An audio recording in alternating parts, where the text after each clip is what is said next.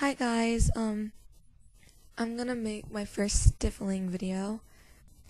And stifling is kind of hard for me actually, so give me a little credit here. Sorry if I don't do such a great job.